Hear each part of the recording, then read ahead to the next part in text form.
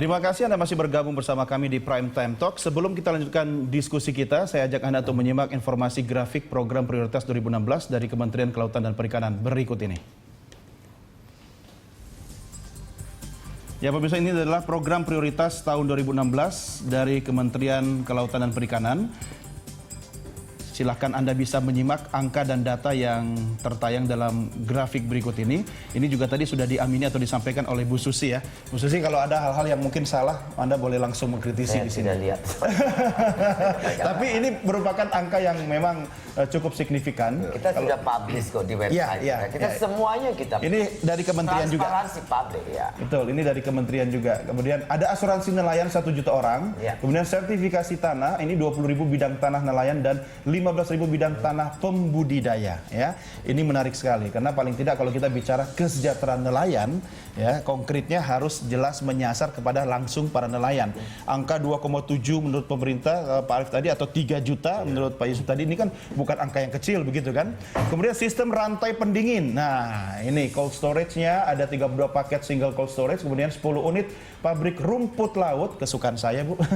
Ada 7 unit warehouse rumput laut, sentra kuliner ya. Kemudian banyak sekali yang kemudian menjadi program prioritas di 2016. Kita lihat grafik berikutnya.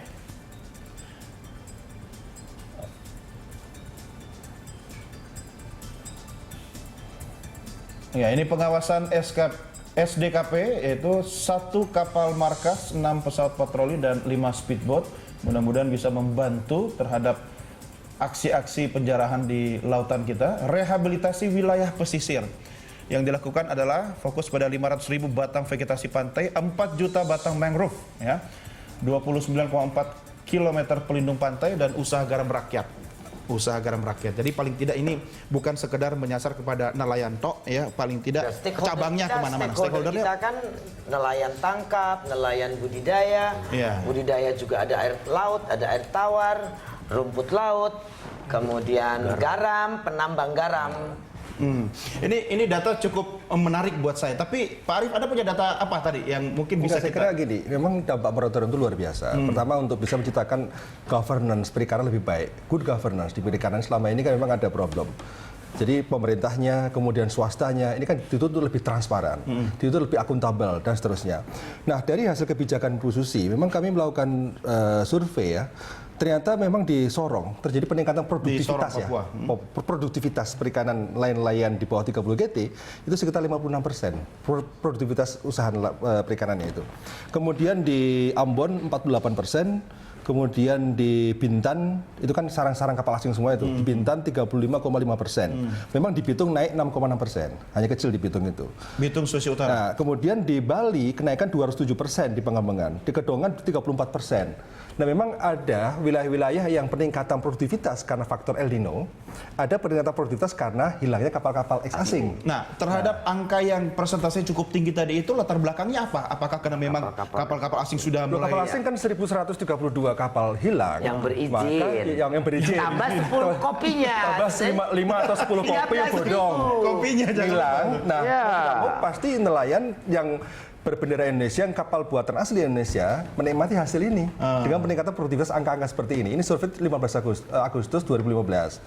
Saya yakin dengan survei yang baru lagi 2016, saya kira perlu dilihat lagi berapa peningkatan produktivitas dari hasil ditinggalkannya laut kita oleh kapal-kapal asing. Dan saya yakin ini apa dan namanya angka BPS tadi Pak, ya, GDP yang udah jelas naik menjadi 8,96 pada saat lainnya itu sektor lainnya melemah kan, karena seluruh global juga melambat. Sementara perikanan naik menjadi 8,96. Itu kan satu kenaikan yang luar biasa. Gini, Pak, jadi memang masa Bu Susi pertama 2014-2015 itu saya katakan sebagai periode dekonstruksi, membongkar. Memang tataran itu kan harus dibongkar untuk diperbaiki. Nah, sekarang 2016 itu masa rekonstruksi, masa membangun kembali. Harus dikawal ya. Jadi menterinya nggak boleh mundur begitu kan? Oh iya. Nah, ini program-program tadi itu program-program untuk rekonstruksi. Kenapa? Karena kalau Nggak, ibu nggak boleh curhat. karena kalau Ini loh tanya ini. Hasilnya sama nelayan, bapaknya nelayan Saya kan ke situ, ditanya. silakan Pak Arief. karena kalau ikan banyak tanpa usaha peningkatan jumlah armada, Iya, itu kan iya, armada, bisa. kapal dan Nah, oleh seterusnya. karena itu program 3000 itu saya kira menarik.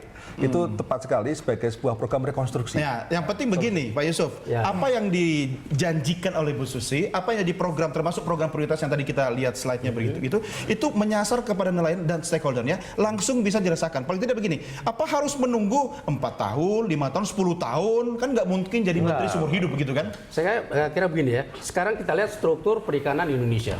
Di seluruh Indonesia ini ada 630.000 kapal ikan. Seluruh Indonesia. Seluruh Indonesia. Ya. Nah kemudian yang tadi 30 GT ke atas, bukan 60 GT, 30 GT ke atas hanya sekitar 6.300, hanya 1%. Tapi dampak dari pencegahan illegal fishing itu, Pak, yang 99% itu menikmati dia sekarang. Ya. Bapak lihat dari Sibolga, misalnya di pantai-pantai selatan tadi ada statement katanya bahwa nelayan tidak mampu ke JTE. Kalau kita lihat nelayan Sibolga, nelayan Bengkulu, Padang sampai selatan Jawa, itu mereka dengan kapal-kapal 5 GT, 10 GT itu langsung ke JTE, Pak. Iya, iya. Jadi Jawa itu. Dan kita lihat zaman dulu saja, Pak. Zaman abad 17 saja kapal finish itu hanya 5 GT sampai ke Madagaskar. Jadi saya sangat sedih kalau orang mengatakan nelayan kita nggak bisa sampai ke JTE. Itu nggak betul. Oleh karena itu memang program-program yang diinisiasi oleh Bu Susi ini memang betul-betul menikmati. Nelayan menikmati. Nah kemudian kita tunggu dulu, Pak. Ada 3 yang diprogramkan kebijakan beliau itu. Yang pertama kedaulatan. Yang kedua sustainability. Jadi Berkelanjutan. berkelanjutan. Nah, kedaulatan ini sekarang terasa bahwa nelayan kita berdaulat di negerinya sendiri. Yang sebelumnya tidak ada. Seperti yang saya katakan, zaman POC nggak berdaulat. Zaman Bung Karno, zaman ini nggak berdaulat. Nah, sekarang dengan beliau mengatakan tidak ada lagi nelayan-nelayan asing di Republik ini kecuali nelayan Indonesia. Nah, kita yang sangat bangga sekarang di laut. Nah, kalau nelayan sudah seperti itu, siapa lagi yang mengganggu? Ya, artinya sekarang kalau ditanya profesinya apa? Nelayan sudah bisa angkat kepala gitu angkat ya. kepala gitu, Pak. Angkat kepala lebih tinggi lagi paling tidak kalau memang kesejahteraan nelayan dan keluarganya itu bisa terjamin. Betul. Asuransi tadi bagaimana menurut Nah, Anda? bukan hanya itu saja. Dulu sebelum Bu Susi masuk itu anggaran Kementerian Kelautan hanya 4,2 triliun, Pak. Iya. Nah, kita HNSI memang organisasi masyarakat yang berjuang untuk meningkatkan taraf hidup dan kesejahteraan nelayan. Kita betul-betul concern, kita minta kepada pemerintah dan DPR supaya Kementerian Kelautan ini paling tidak sama dengan Kementerian Perikanan. Dia sampai 10 triliun. Pertanian dan kehutanan juga. Yang hutannya gundul itu 10 triliun juga. Lawang luasan laut lebih Nah, kita banyak hanya daripada 42. daratan gitu Nah, kan. dengan gebrakan Bu Susi sekarang 15 triliun. Iya. Cuma kita HNSI meminta bahwa 15 triliun itu harus betul-betul tepat sasaran untuk meningkatkan taraf hidup dan kesejahteraan nelayan. Iya. Nah, dengan program beliau tadi misalnya pengadaan kapal, asuransi itu betul-betul itu udah meningkatkan taraf hidup nelayan. Ya. Gitu loh, Pak. Saya meminjam pernyataan seorang anggota DPR, Bu Susi. Anda boleh komentari. Ini Daniel Johan, anggota Komisi 4 DPR RI, yang mengatakan bahwa jangan sampai kebijakan Menteri Susi justru memiskinkan nelayan Indonesia. Apalagi sekarang sudah ada 637.000 nelayan menganggur. Saya Nanti gantian Pak Yusuf, silakan. Bapak, saya tidak bisa komen. Saya minta Saya jawab. Sangat awkward. Angkanya aja mengerikan sekali. Angka pengangguran 600.000. Angka yang mana? ini kata anggota DPR, Bu, Iya, kata iya, saya, Bu. ya, saya juga nggak bisa komen. Respon Anda seperti apa mendengarkan ini? Ya, I don't believe it. This is like bizarre ya. Kalau ada 600.000 seperti apa? Coba Pak Solihin suruh Sekarang jawab. kita lihat saja kapal-kapal yang kena moratorium itu 1.200, 1.300 katakan. Ya. Kalau satu kapal itu 30, berarti hanya 39.000. Dan Kapal itu bukan orang Indonesia, apalagi sebagian orang Indonesia.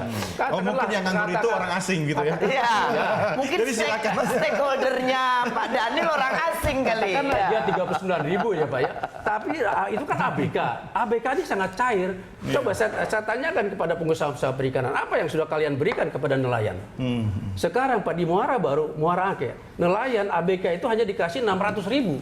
Bayangkan, padahal UMR Jakarta aja 3.200. 3.200.000. Ini menyasar ke Ahok ini, bukan? Nah, bukan, ya, itu artinya pengusaha-pengusaha perikanan itu tidak peduli kepada nelayan, tapi dia bicara di mana-mana atas nama nelayan. Jadi kembali kepada yang pengangguran kalau tadi soal itu Pak Solihin, banyak orang mengatasnamakan siapa gitu. Tapi Pak Arief, Anda akademisi gitu kan. Bagaimana agar kebijakan menteri ya ini bisa berkelanjutan? Paling tidak begini, kalau bicara stakeholder, kita tidak bicara cuma nelayan. Ya. Teman-temannya dan yang terkait dengan kehidupan nelayan itu juga sama dapat manfaatnya. Ya, jadi saya kira memang untuk kesejahteraan nelayan itu tidak hanya Kementerian Kelautan Perikanan, itu kan komprehensif, itu lintas sektor. Iya, iya. PU harus bekerja untuk akses infrastruktur.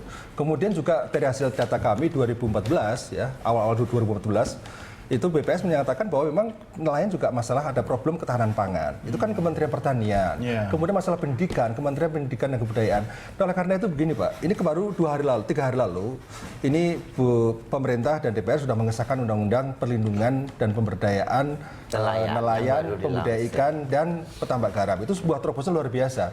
Itu menunjukkan bahwa negara hadir. Nah, oleh karena itu ini tantangannya luar biasa karena di situ pemerintah harus memberikan sarana prasarana, telekomunikasi, jaringan infrastruktur, semua listrik, air bersih dan seterusnya. Termasuk memberikan tugas kepada pemerintah untuk membentuk atau menugasi lembaga untuk berfungsi menstabilisasi harga ikan. Nah, ini sebuah terobosan memang dinanti-nanti nelayan. Ya, belum pernah ada sebelumnya. Belum ada sebelumnya karena ketika terjadi oversupply, harga ikan bisa nol. Ya, dan siapa yang bertanggung jawab? Ini undang-undang bagus sekali. Nah, oleh karena itu memang 2016 saya kira tantangannya besar. 2017 saya yakin budget Kementerian Kelautan Perikanan akan lebih besar lagi. Karena apa? Ya, ini amanat undang-undang. Amanat undang-undang bahwa pemerintah harus bertugas untuk menyangga Bulog aja untuk PSO berapa butuh biaya untuk raskin dan seterusnya. Apalagi ini kita untuk menyangga perikanan sehingga kita juga berpikir apa nih institusi yang tepat? Apakah kita berikan pada institusi Bulog atau kita bentuk Bulog baru perikanan atau kepada BUMN perikanan yang saat ini sudah ada dan seterusnya. Ini institusi menurut saya sangat strategis sekali sebagai penyangga karena problem sekarang itu memang problem logistik. Karena ikan sebagian ada di timur, industri dan konsumen sebagian ada di barat. Ini problem konektivitas seperti apa? Oleh karena itu dengan pola harga penyangga, pola menciptakan tadi rantai pendingin dan seterusnya, itulah yang bisa membuat harga ikan stabil. Artinya kalau melihat program prioritasnya itu sudah on the right track. On the right track. Nah, oleh karena itu saya kira ini yang harus kita kawal. Ya, saya pernah dengar Bu, kampanye makan ikan itu masih ada sampai sekarang. Ya. Nah, kalau gitu kan kita bukan cuma diversifikasi pangan, beras atau selain beras, dan harus, ikan juga harus. Dalam 10 tahun terakhir, angka kelahiran anak di Indonesia 1 dari 3 anak tuh kuntet. Stunting, kuntet kecil. Jadi pada saat kita nih harus bersaing di MEA, semua orang gizinya makin naik, badannya makin besar, anak-anak kita dalam 10 tahun terakhir tuh justru kecil. Iya kan ikannya dimakan sama negara karena kita cari ikan saja susah. Dan satu lagi, pada saat kemarin tinggi inflasi, harga ikan itu mengkontribusi deflasi, yaitu 0,42%. Itu adalah satu yang berarti sudah tadi pertumbuhan naik, menyumbangkan deflasi pada saat semuanya inflasi, kemudian angka nilai tukar nelayan naik. Ya saya mengerti banyak pengusaha yang tadinya menjadi agen kapal-kapal asing ini jadi berhenti, tidak ada income lagi, tapi kita income-nya masuk ke negara. Ya, dan kita tidak boleh lagi ikan di laut diambil langsung dibawa pergi. Amerika saja yang begitu besar melakukan Amerikanisasi kepada fishingnya. Jadi dia sudah zero foreign investment di fishing industry. Nah, ini kita lakukan baru tahun ini. Bu Susi, sudah banyak yang ingin berbicara dengan Anda. Saya mendengarkan dari balik ruang kendali, ini telepon tidak berhenti. Tapi kita akan lanjutkan di segmen berikutnya untuk mendengarkan bagaimana pertanyaan atau masukan dari pemirsa. Kami sekarang kembali.